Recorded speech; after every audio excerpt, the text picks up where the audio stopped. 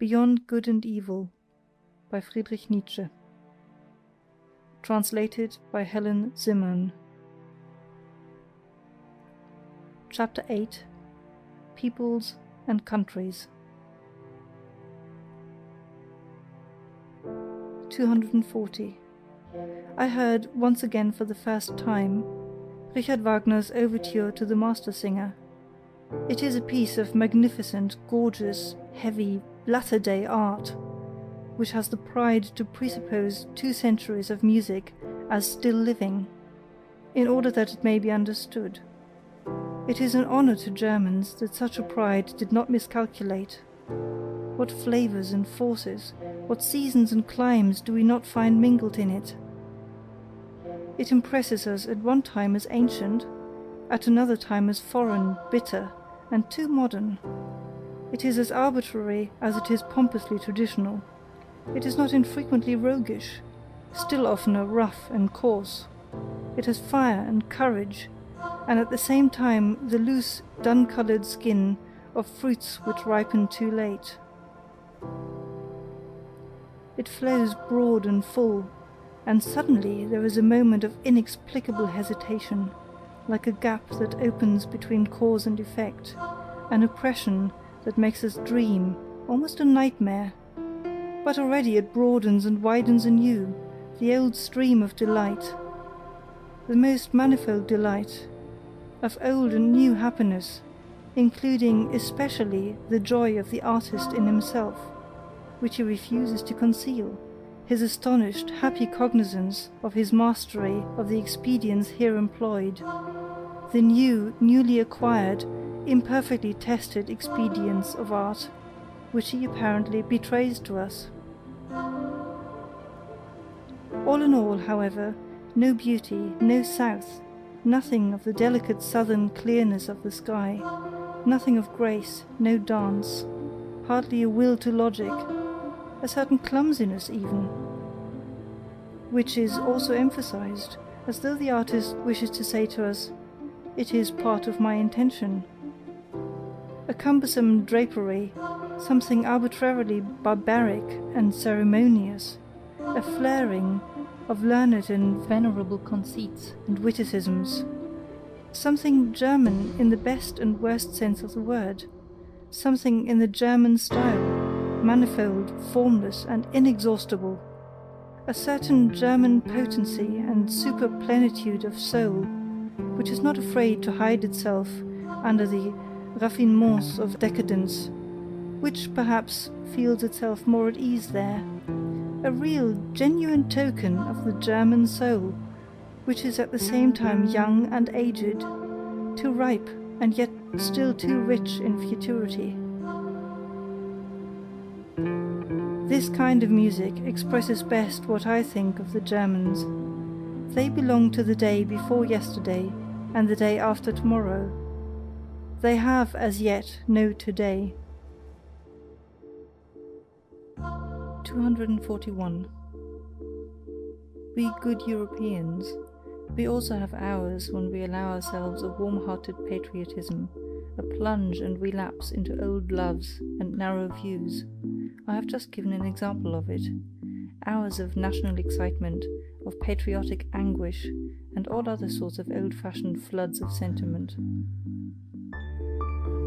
Duller spirits may perhaps only get done with what confines its operations in us to hours and plays itself out in hours, in a considerable time, some in half a year, others in half a lifetime, according to the speed and strength with which they digest and change their material. Indeed, I could think of sluggish, hesitating races, which even in our rapidly moving Europe would require half a century ere they could surmount such atavistic attacks of patriotism and soil attachment, and return once more to reason, that is to say, to good Europeanism. And while digressing on this possibility, I happened to become an ear-witness of a conversation between 2 old patriots. They were evidently both hard of hearing, and consequently spoke all the louder. He has as much, and knows as much, philosophy as a peasant or a corps student, said the one. He is still innocent. But what does that matter nowadays? It is the age of the masses. They lie on their belly before everything that is massive. And so also in politics. A statesman who rears up for them a new Tower of Babel, some monstrosity of empire and power, they call great. What does it matter that we more prudent and conservative ones do not meanwhile give up the old belief that it is only the great thought that gives greatness to an action or affair?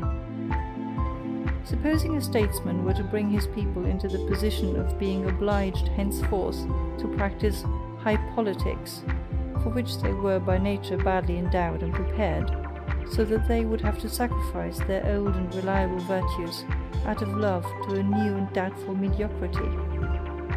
Supposing a statesman were to condemn his people generally to practice politics, when they have hitherto had something better to do and think about, and when in the depths of their souls they have been unable to free themselves from the prudent loathing of the restlessness, emptiness, and noisy wrangling of the essentially politics practiced in nations. Supposing such a statesman were to stimulate the slumbering passions and avidities of his people, were to make a stigma out of their former diffidence and delight in aloofness, an offence out of their exoticism and hidden permanency, were to depreciate their most radical proclivities, subvert their consciences, make their minds narrow and their tastes national. What? A statesman who should do all this, which his people would have to do penance for throughout their whole future, if they had a future, such a statesman would be great, would he? Undoubtedly, replied the other old patriot vehemently. Otherwise he could not have done it. It was mad perhaps to wish such a thing, but perhaps everything great has been just as mad as its commencement. Misuse of words, cried his interlocutor contradictorily. Strong, strong, strong and mad, not great. The old men had obviously become heated as they thus shouted their truths in each other's faces, but I, in my happiness and apartness, considered how soon a stronger one may become master of the strong, and also that there is a compensation for the intellectual superficializing of a nation, namely, in the deepening of another. 242. Whether we call it civilization, or humanizing, or progress, which now distinguishes the European, whether we call it simply, without praise or blame, by the political formula, the democratic movement in Europe, behind all the moral and political foregrounds pointed to by such formulas, an immense physiological process goes on, which is ever extending the process of the assimilation of Europeans, their increasing detachment from the conditions under which, climatically and hereditarily, united races originate, their increasing independence of every definite milieu, that for centuries would fain inscribe itself with equal demands on soul and body, that is to say, the slow emergence of an essentially supranational and nomadic species of man, who possesses, physiologically speaking, a maximum of the art and power of adaptation as his typical distinction. This process of the evolving European, which can be retarded in its tempo by great relapses, but will perhaps just gain and grow thereby in vehemence and depth, the still raging storm and stress of national sentiment pertains to it, and also the anarchism which is appearing at present. This process will probably arrive at results on which its naive propagators and panegyrists, the apostles of modern ideas, would least care to reckon. The same new conditions under which on an average a levelling and mediocrizing of man will take place. A useful, industrious, variously serviceable and clever, gregarious man are in the highest degree suitable to give rise to exceptional men of the most dangerous and attractive qualities. For while the capacity for adaptation, which is every day changing conditions, and begins a new work with every generation, almost with every decade, makes the powerfulness of the type impossible, while the collective impression of such future Europeans will probably be that of numerous, talkative, weak-willed, and very handy workmen who require a master, a commander, as they require their daily bread, while therefore the democratizing of Europe will tend to the production of a type prepared for slavery in the most subtle sense of the term. This strong man will necessarily, in individual and exceptional cases, become stronger and richer than he has perhaps ever been before, owing to the unprejudicedness of his schooling, owing to the immense variety of practice, art, and disguise. I meant to say that the democratizing of Europe is at the same time an involuntary arrangement for the rearing of tyrants, taking the word in all its meanings, even in its most spiritual sense. 243. I hear with pleasure that our sun is moving rapidly towards the constellation Hercules, and I hope that the men on this earth will do like the sun. And we foremost, we good Europeans. 244. There was a time when it was customary to call Germans deep by way of distinction, but now that the most successful type of New Germanism is covetous of quite other honors, and perhaps misses smartness in all that has depth, it is almost opportune and patriotic to doubt whether we did not formerly deceive ourselves with that commendation.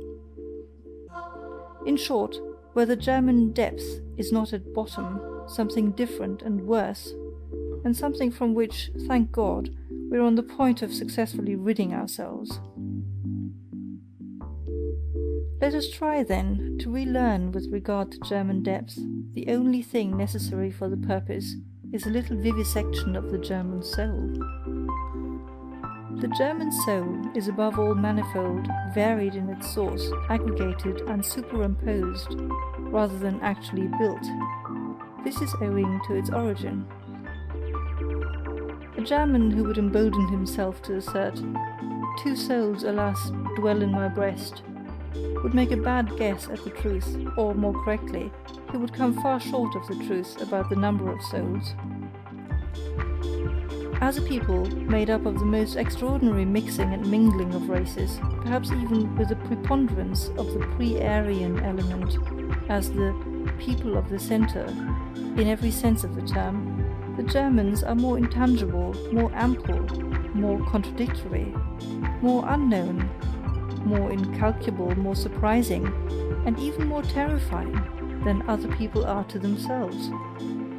They escape definition, and are thereby alone the despair of the French. It is characteristic of the Germans that the question, "What is German?" never dies out among them. Kotzebue certainly knew his Germans well enough. "We are known," they cried jubilantly to him, but Sand also thought he knew them. Jean-Paul knew what he was doing when he declared himself incensed at Fichte's lying but patriotic flatteries and exaggerations. But it is probable that Goethe thought differently about Germans from Jean-Paul, even though he acknowledged him to be right with regard to Fichte. It is a question what Goethe really thought about the Germans. But about many things around him he never spoke explicitly, and all his life he knew how to keep an astute silence. Probably he had good reason for it. It is certain that it was not the wars of independence that made him look up more joyfully, any more than it was the French Revolution. The event on account of which he reconstructed his Faust, and indeed the whole problem of man, was the appearance of Napoleon. There are words of Goethe in which he condemns with impatient severity, as from a foreign land, that which Germans take pride in. He once defined the famous German turn of mind as indulgence towards its own and others' weaknesses. Was he wrong? It is characteristic of Germans that one is seldom entirely wrong about them. The German soul has passages and galleries in it. There are caves, hiding places, and dungeons therein. Its disorder has much of the charm of the mysterious. The German is well acquainted with the bypaths to chaos. And as everything loves its symbol, so the German loves the clouds and all that is obscure, evolving, crepuscular, damp and shrouded. It seems to him that everything uncertain, undeveloped, self-displacing and growing is deep. The German himself does not exist. He is becoming, he is developing himself. Development is therefore the essentially German discovery and hid in the great domain of philosophical formulas, a ruling idea which, together with German beer and German music, is laboring to Germanize all Europe. Foreigners are astonished and attracted by the riddles which the conflicting nature at the basis of the German soul propounds to them. Riddles which Hegel systematized and Richard Wagner has in the end set to music. Good-natured and spiteful, such a juxtaposition, preposterous in the case of every other people, is unfortunately only too often justified in Germany. One has only to live for a while among Swabians to know this. The clumsiness of the German scholar and his social distastefulness agree alarmingly well with his physical rope dancing and nimble boldness, of which all the gods have learnt to be afraid. If anyone wishes to see the German soul demonstrated ad oculos, let him only look at German taste, at German arts and manners. What boorish indifference to taste! How the noblest and the commonest stand there in juxtaposition! How disorderly and how rich is the whole constitution of this soul! The German drags at his soul, he drags at everything he experiences. He digests his events badly, he never gets done with them, and German depth is often only a difficult, hesitating digestion. And just as all chronic invalids, all dyspeptics, like what is convenient, so the German loves frankness and honesty. It is so convenient to be frank and honest. This confidingness, this complacence, this showing the cards of German honesty, is perhaps the most dangerous and most successful disguise which the German is up to nowadays. It is his proper Mephistophelian art. With this, he can still achieve much.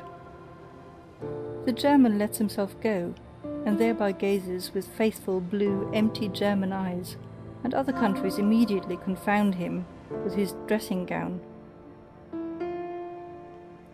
I meant to say that let German depth be what it will. Among ourselves alone we perhaps take the liberty to laugh at it.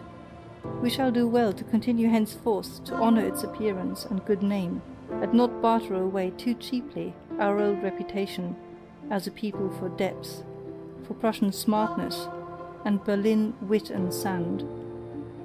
It is wise for a people to pose and let itself be regarded as profound, clumsy, good-natured, honest, and foolish. It might even be profound to do so. Finally, we should do honour to our name. We are not called the Türsche Volk, deceptive people, for nothing. 245. The good old time is past. It sang itself out in Mozart. How happy are we that his Rococo still speaks to us, that his good company, his tender enthusiasm, his childish delight in the Chinese and its flourishes, his courtesy of heart, his longing for the elegant, the amorous, the tripping, the tearful, and his belief in the South can still appeal to something left in us. Ah, some time or other it will be over with it. But who can doubt that it will be over still sooner with the intelligence and taste for Beethoven? For he was only the last echo of a break and transition in style, and not, like Mozart, the last echo of a great European taste which had existed for centuries. Beethoven is the intermediate event between an old mellow soul that is constantly breaking down and a future over-young soul that is always coming. There is spread over his music the twilight of eternal loss and eternal extravagant hope, the same light in which Europe was bathed when it dreamed with Rousseau, when it danced round the tree of liberty of the Revolution, and finally almost fell down in adoration before Napoleon. But how rapidly does this very sentiment now pale? How difficult nowadays is even the apprehension of this sentiment? How strangely does the language of Rousseau, Schiller, Shelley and Byron sound to our ear, in whom collectively the same fate of Europe was able to speak, which knew how to sing in Beethoven. Whatever German music came afterwards belongs to Romanticism, that is to say, to a movement which, historically considered, was still shorter, more fleeting, and more superficial than the great interlude, the transition of Europe from Rousseau to Napoleon, and to the rise of democracy. Weber, but what do we care nowadays of Freischütz and Oberon? Or Marschner's Hans Heiling and Vampyre? Or even Wagner's Tannhäuser? That is extinct, although not yet forgotten music. This whole music of Romanticism, besides, was not noble enough, was not musical enough, to maintain its position anywhere but in the theatre and before the masses. From the beginning it was second-rate music, which was little thought of by genuine musicians. It was different with Felix Mendelssohn, that halcyon master who, on account of his lighter, purer, happier soul, quickly acquired admiration and was equally quickly forgotten, as the beautiful episode of German music. But with regard to Robert Schumann, who took things seriously, and has been taken seriously from the first, he was the last that founded a school. Do we not now regard it as a satisfaction, a relief, a deliverance, that this very Romanticism of Schumann's has been surmounted? Schumann fleeing into the Saxon Switzerland of his soul, with a half Werther-like, half Jean-Paul-like nature, assuredly not like Beethoven, assuredly not like Byron. His Manfred music is a mistake and a misunderstanding to the extent of injustice. Schumann with his taste, which was fundamentally a petty taste, that is to say a dangerous propensity, doubly dangerous among Germans, for quiet lyricism and intoxication of the feelings. Going constantly apart, timidly withdrawing and retiring, a noble weakling who revelled in nothing but anonymous joy and sorrow, from the beginning a sort of girl and nulli me tangere. This Schumann was already merely a German event in music, and no longer a European event, as Beethoven had been, as in a still greater degree Mozart had been. With Schumann, German music was threatened with its greatest danger, that of losing the voice for the soul of Europe, and sinking into a merely national affair. 246. What a torture are books written in German to a reader who has a third ear.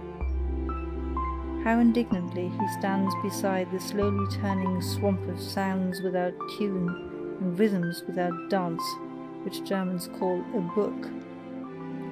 And even the German who reads books, how lazily, how reluctantly, how badly he reads.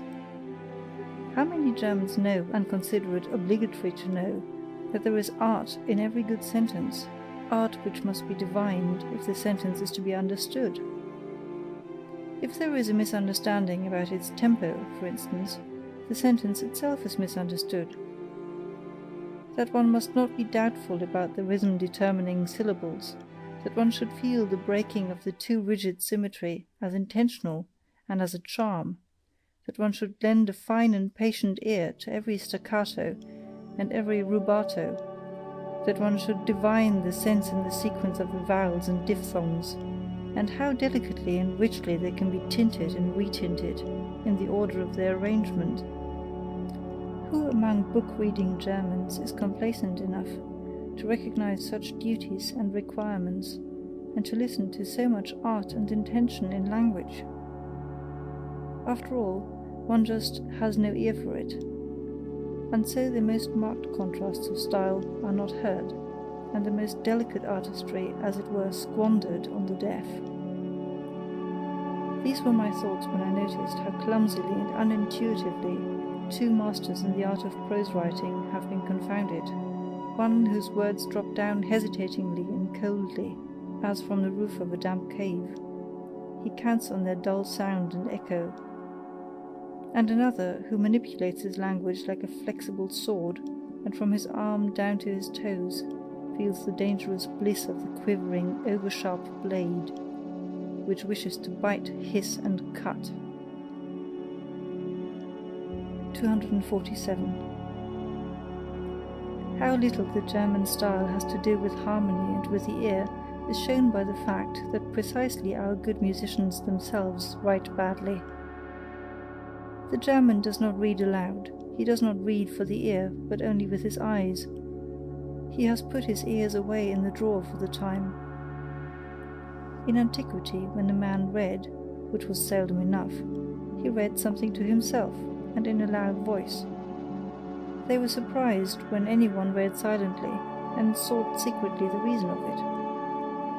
In a loud voice, that is to say, with all the swellings, inflections, and variations of key and changes of tempo, in which the ancient public world took delight.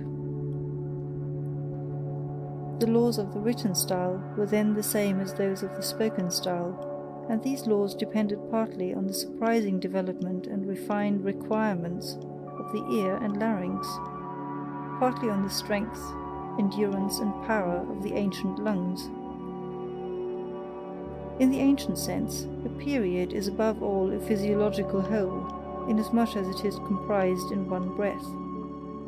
Such periods as occur in Demosthenes and Cicero, swelling twice and sinking twice, and all in one breath, were pleasures to the men of antiquity, who knew by their own schooling how to appreciate the virtue therein, the rareness and the difficulty in the deliverance of such a period. We have really no right in the big period, we modern men, who are short of breath in every sense.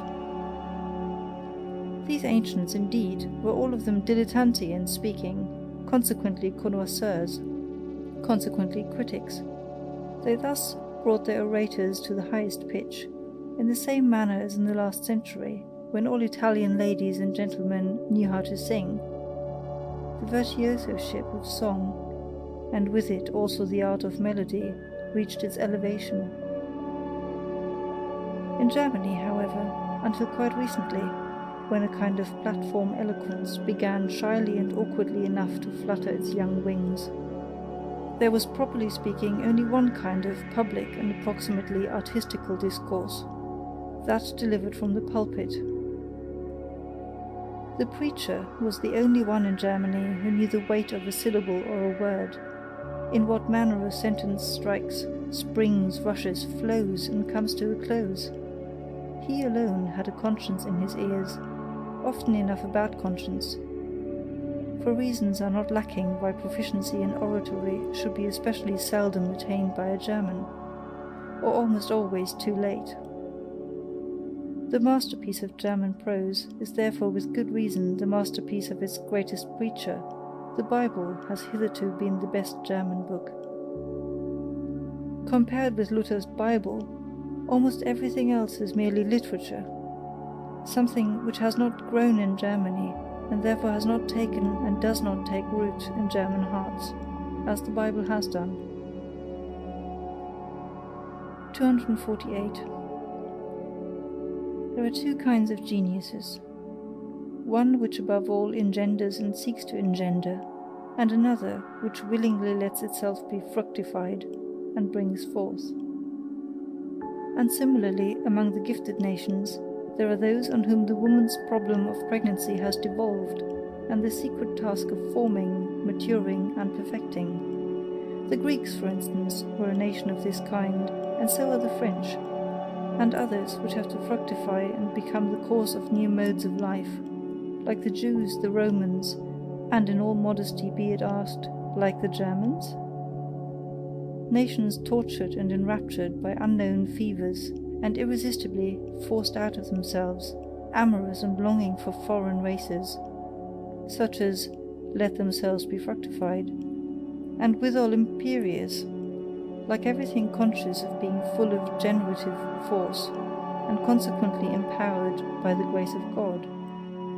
These two kinds of geniuses seek each other like man and woman, but they also misunderstand each other like man and woman. 249. Every nation has its own tartuffery, and calls that its virtue. One does not know, cannot know, the best that is in one. 250. What Europe owes to the Jews?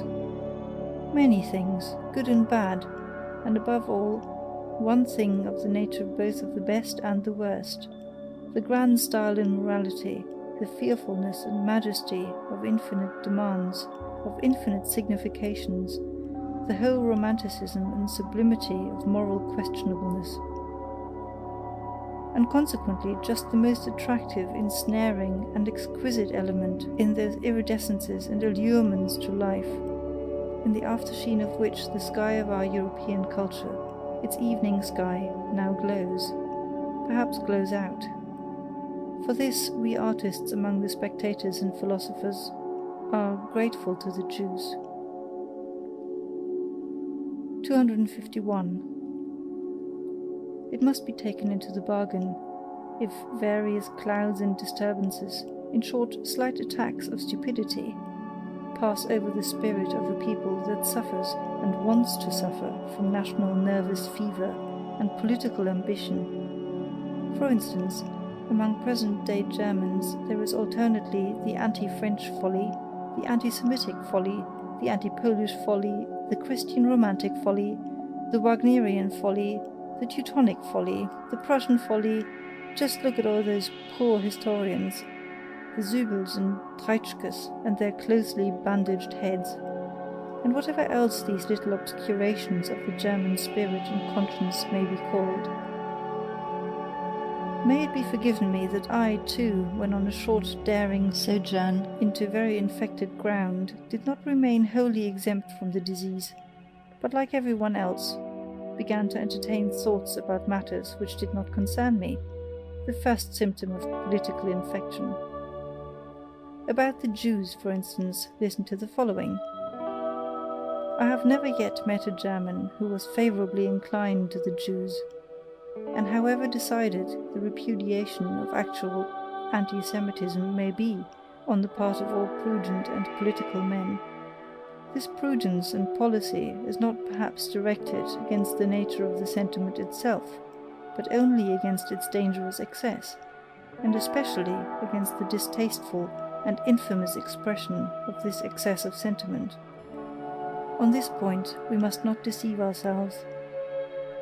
That Germany has amply sufficient Jews, that the German stomach, the German blood, has difficulty and will long have difficulty in disposing only of this quantity of Jew, as the Italian, the Frenchman, and the Englishman have done by means of a stronger digestion.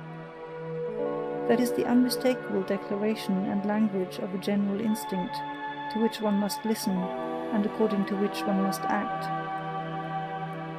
Let no more Jews come in, and shut the doors, especially towards the east, also towards Austria. Thus commands the instinct of a people whose nature is still feeble and uncertain, so that it could be easily wiped out, easily extinguished by a stronger race. The Jews, however, are beyond all doubt the strongest, toughest, and purest race at present living in Europe. They know how to succeed, even under the worst conditions. In fact, better than under favorable ones, by means of virtues of some sort which one would like nowadays to label as vices, owing above all to a resolute faith which does not need to be ashamed before modern ideas. They alter only when they do alter, in the same way that the Russian Empire makes its conquest, as an empire that has plenty of time and is not of yesterday, namely, according to the principle, as slowly as possible. A thinker who has the future of Europe at heart will, in all his perspectives concerning the future, calculate upon the Jews, as he will calculate upon the Russians, as above all the surest and likeliest factors in the great play and battle of forces. That which is at present called a nation in Europe, and is really rather a res facta than nata, perhaps sometimes confusingly similar to a res ficta et picta, is in every case something evolving, young, easily displaced, and not yet a race, much less such a race ere perennis, as the Jews are such nations should most carefully avoid all hot-headed rivalry and hostility. It is certain that the Jews, if they desired, or if they were driven to it, as the anti-Semites seem to wish, could have the ascendancy, nay, literally the supremacy over Europe. That they are not working and planning for that end is equally certain. Meanwhile, they rather wish and desire, even somewhat importunely, to be insorbed and absorbed by Europe. They long to be finally settled, authorized, and respected somewhere, and wish to put an end to the nomadic life, to the wandering Jew, and one should certainly take account of this impulse and tendency and make advances to it.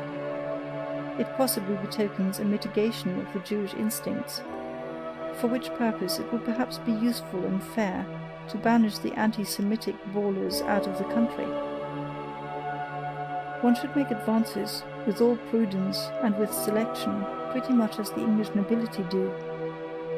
It stands to reason that the most powerful and strongly marked types of New Germanism could enter into relation with the Jews with the least hesitation. For instance, the nobleman officer from the Prussian border. It would be interesting in many ways to see whether the genius for money and patience, and especially some intellect and intellectuality, sadly lacking in the place referred to, could not in addition be annexed and trained to the hereditary art of commanding and obeying, for both of which the country in question has now a classic reputation.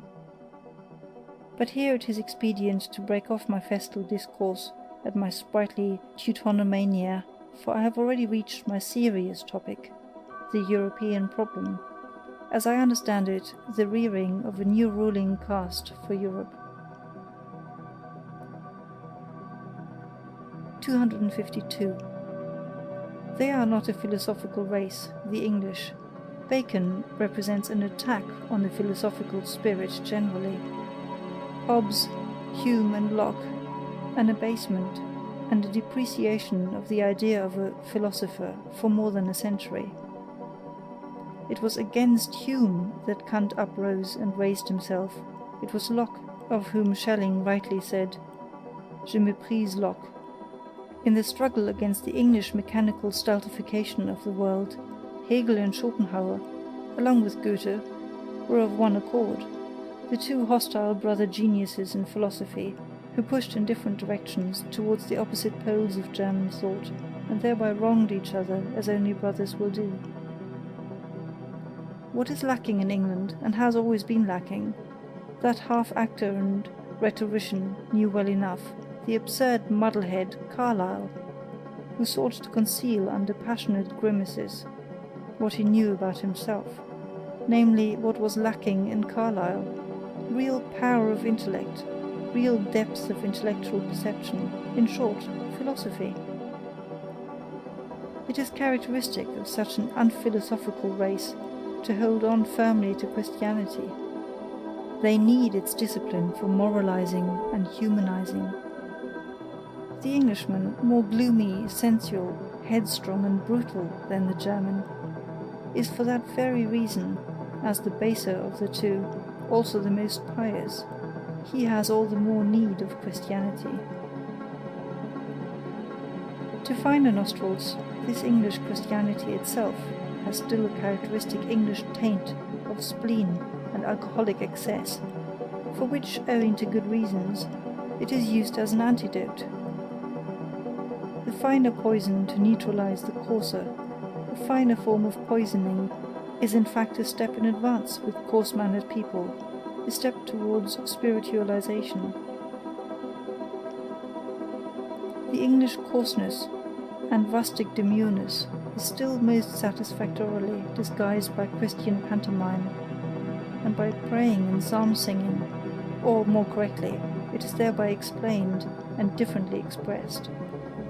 And for the herd of drunkards and rakes who formerly learned moral grunting under the influence of Methodism, and more recently as the Salvation Army, a penitential fit may really be the relatively highest manifestation of humanity to which they can be elevated. So much may reasonably be admitted. That, however, which offends even in the humanist Englishman is his lack of music, to speak figuratively, and also literally. He has neither rhythm nor dance in the movements of his soul and body. Indeed, not even the desire for rhythm and dance, for music. Listen to him speaking. Look at the most beautiful Englishwoman walking. In no country on earth are there more beautiful doves and swans. Finally, listen to them singing. But I ask too much.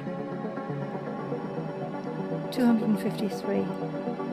There are truths which are best recognized by mediocre minds, because they are best adapted for them. There are truths which only possess charms and seductive power for mediocre spirits.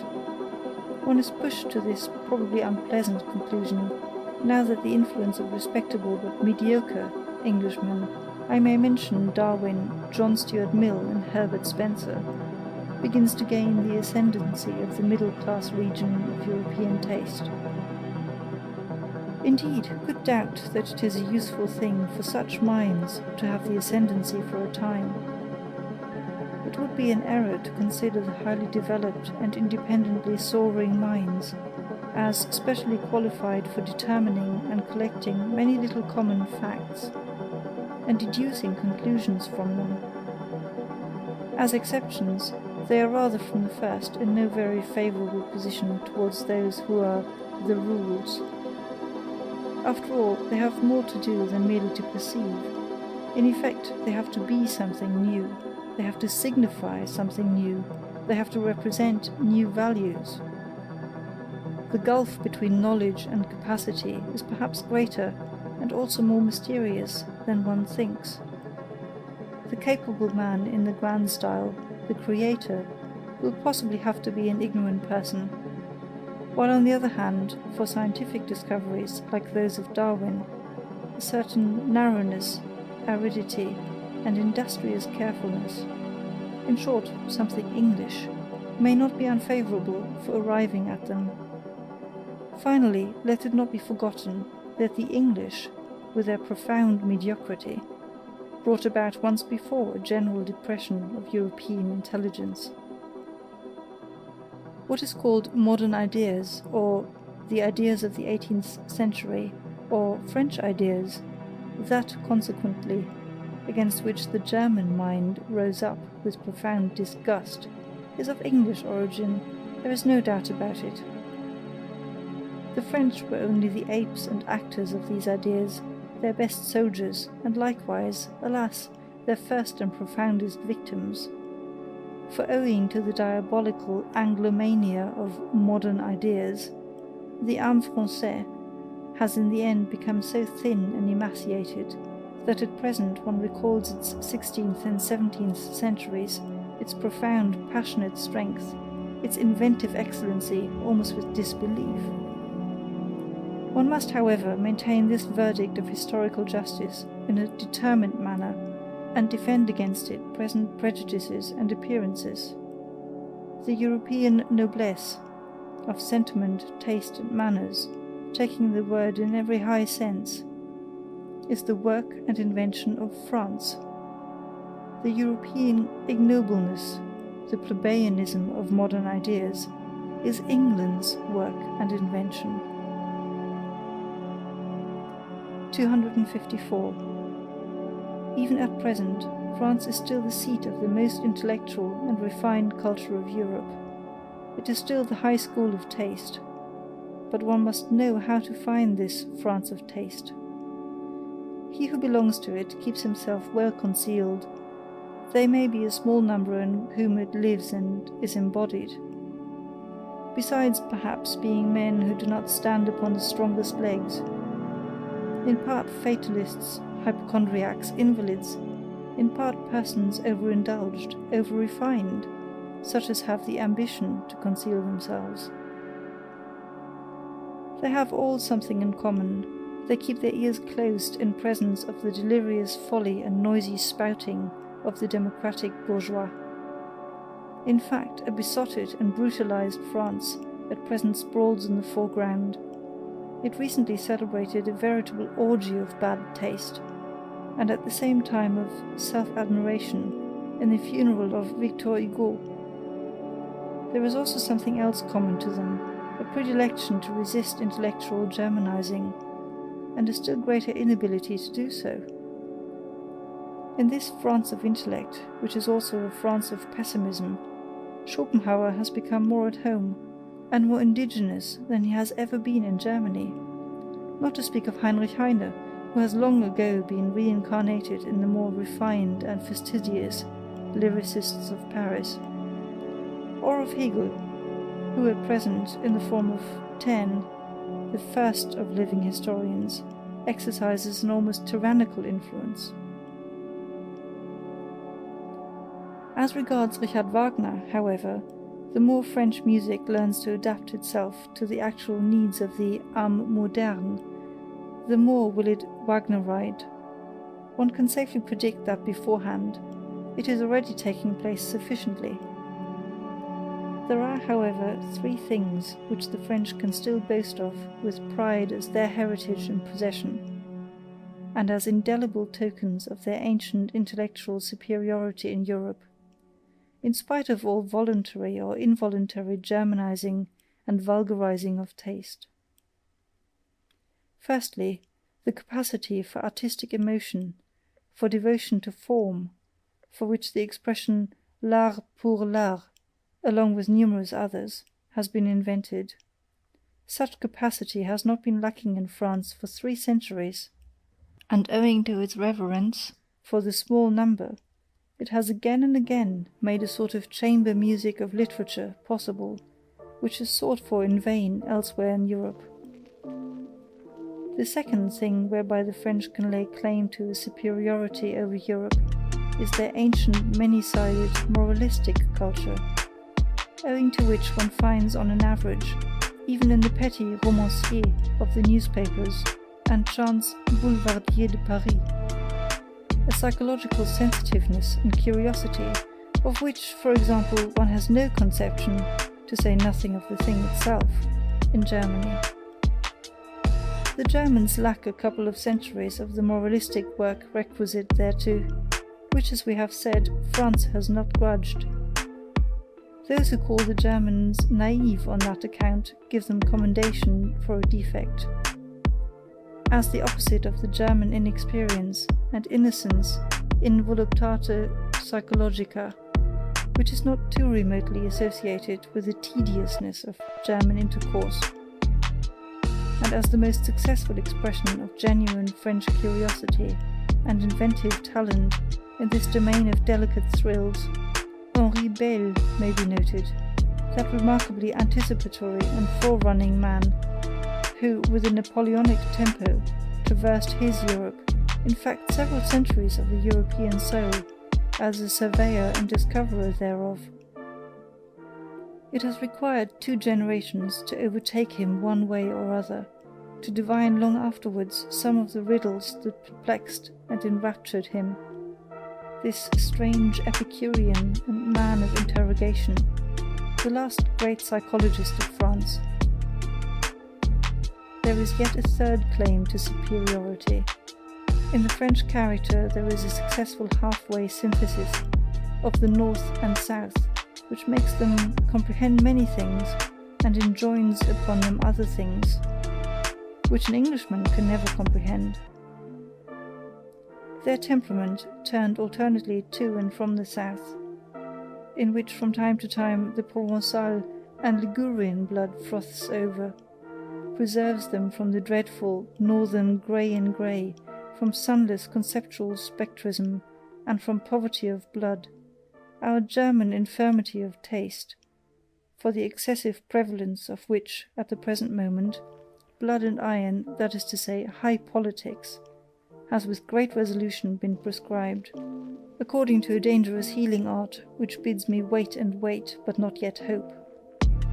There is still in France a pre-understanding and ready welcome for those rarer and rarely gratified men, who are too comprehensive to find satisfaction of any kind to fatherlandism, and know how to love the South when in the North, and the North when in the South, the born Midlanders, the good Europeans.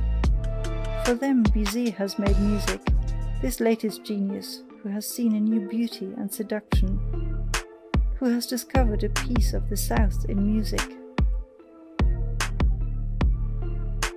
255. I hold that many precautions should be taken against German music. Suppose a person loves the South as I love it, as a great school of recovery for the most spiritual and the most sensuous ills, as a boundless solar profusion and effulgence which overspreads a sovereign existence, believing in itself. Well, such a person will learn to be somewhat on his guard against German music, because in injuring his taste anew, it will also injure his health anew. Such a southerner not by origin, but by belief, if he should dream of the future of music, must also dream of it being freed from the influence of a North, and must have in his ears the prelude to a deeper, mightier, and perhaps more perverse and mysterious music, a super-German music, which does not fade, pale, and die away, as all German music does, at the sight of the blue wanton sea and the Mediterranean clearness of sky, a super-European music, which holds its own even in presence of the brown sunsets of the desert, whose soul is akin to the palm tree, and can be at home and can roam with big, beautiful, lonely beasts of prey. I could imagine a music of which the rarest charm would be that it knew nothing more of good and evil, only that here and there perhaps some sailor's homesickness, some golden shadows and tender weaknesses might sweep lightly over it, an art which, from the far distance, would see the colours of a sinking and almost incomprehensible moral world fleeing towards it, and would be hospitable enough and profound enough to receive such belated fugitives. 256. Owing to the morbid estrangement which the nationality craze has induced, and still induces, among the nations of Europe, owing also to the short-sighted and hasty-handed politicians, who with the help of this craze are at present in power, and do not suspect to what extent the disintegrating policy they pursue must necessarily be only an interlude policy.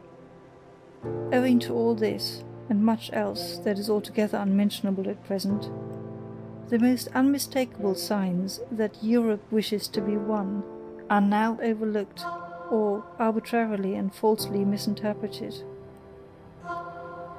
With all the more profound and large-minded men of this century, the real general tendency of the mysterious labour of their souls was to prepare the way for that new synthesis, and tentatively to anticipate the European of the future.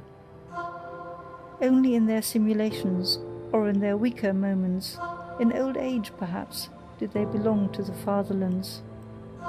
They only wrested from themselves when they became patriots. I think of such men as Napoleon, Goethe, Beethoven, Stendhal, Heinrich Heine, Schopenhauer.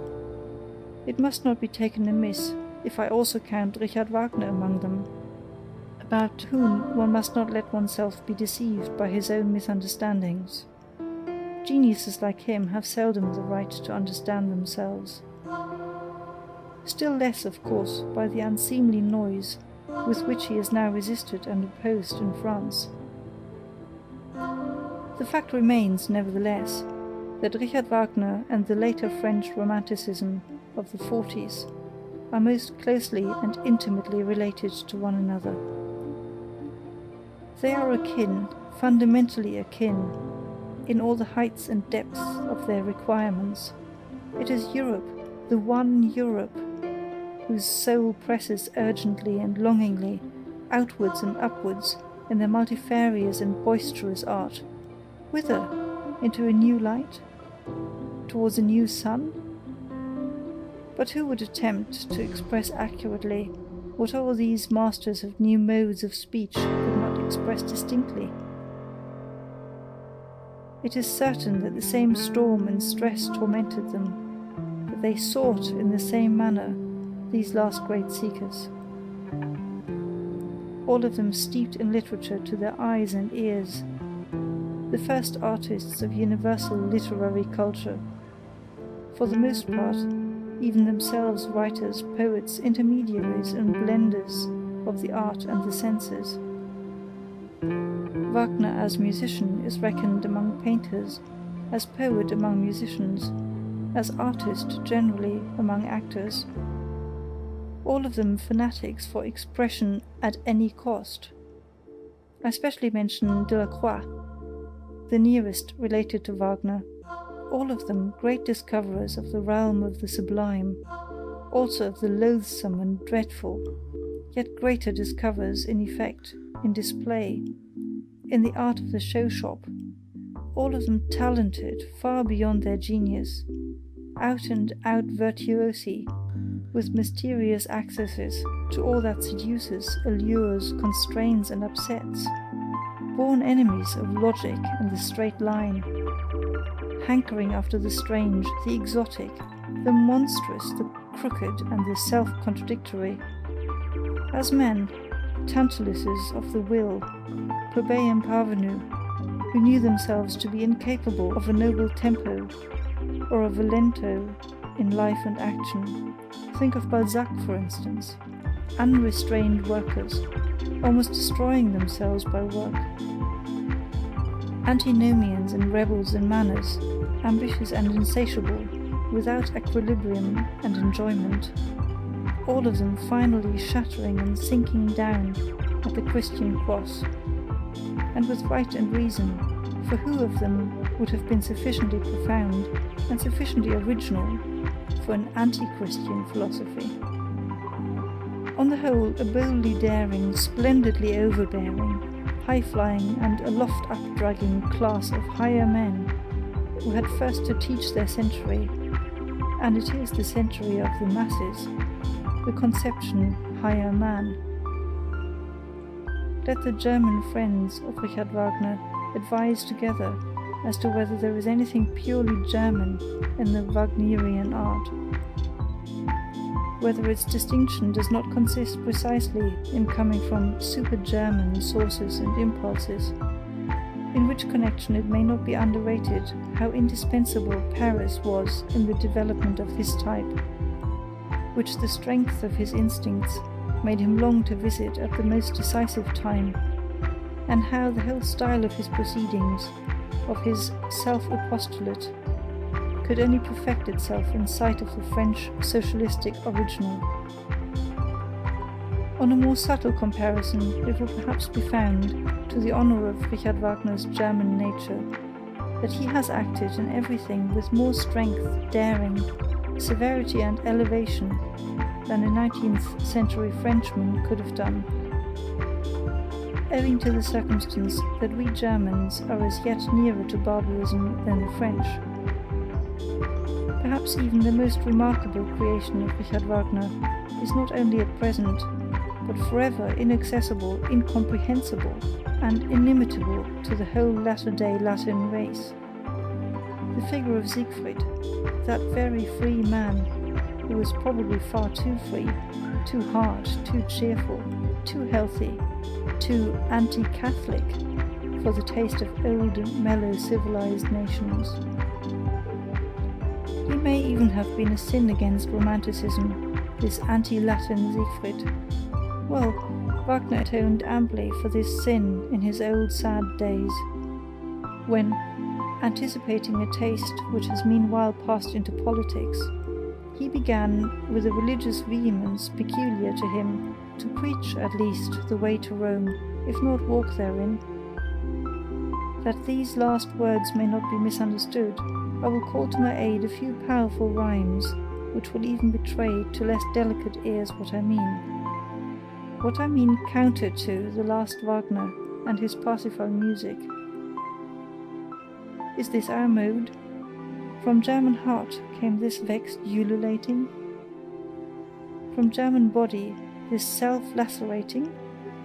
Is ours this priestly hand dilation, this incense-fuming exaltation? Is ours this faltering, falling, shambling, this quite uncertain ding-dong-dangling? This sly nun-ogling, Ave-hour bell-ringing, this holy false enraptured heaven overspringing? Is this our mode? Think well. Ye still wait for admission, for what ye hear is Rome, Rome's faith by intuition. End of Chapter 8. Peoples and Countries. Recorded by Gesine in Valletta, January 2006.